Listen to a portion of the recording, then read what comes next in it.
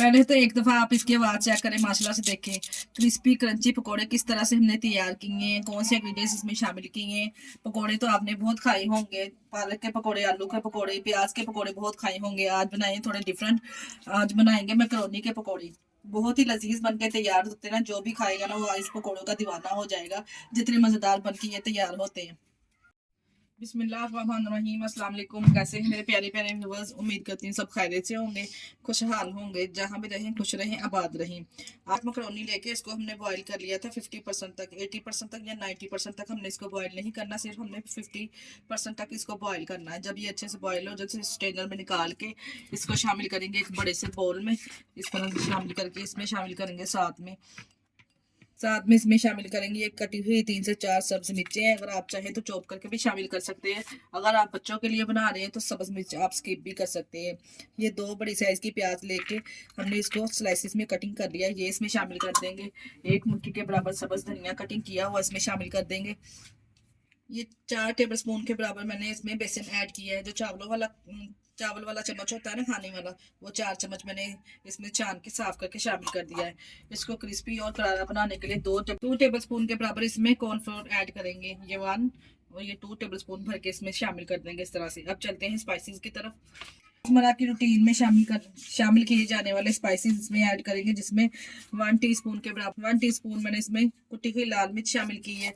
1 teaspoon इसमें साबुत सफेद जीरा शामिल करेंगे।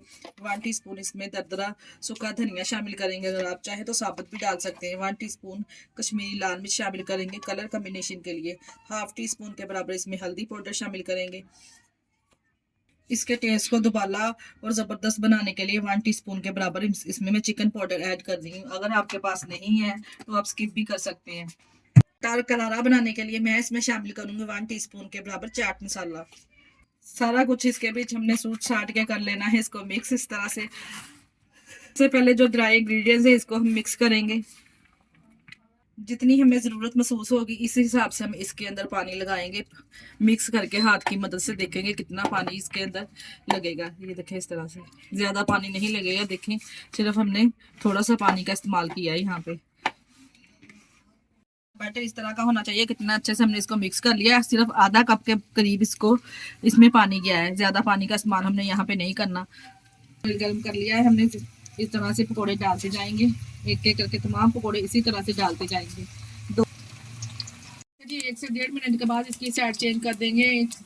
टोटल 6 मिनट के लिए हम इसको फ्राई करेंगे। ये देखिए दोनों साइडों से जब इस तरह का गोल्डन सा कलर आना स्टार्ट हो जाए तो माशाल्लाह से आप चेक करें कितने ज़बरदस्त से पकोड़े हमारे तैयार है।